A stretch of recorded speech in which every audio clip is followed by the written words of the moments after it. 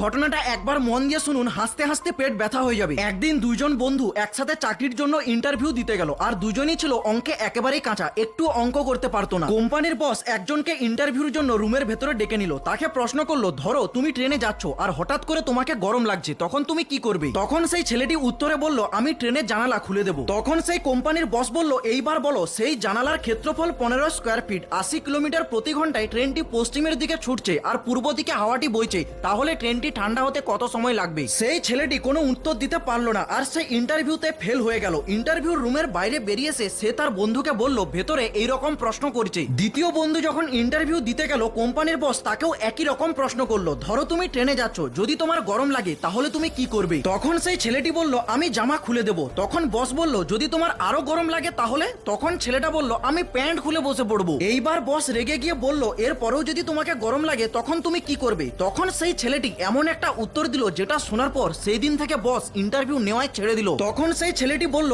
আমার যতই গরম লাগুক, আমি মরে গেলেও ট্রেনের জানলা আমি খুলবো না।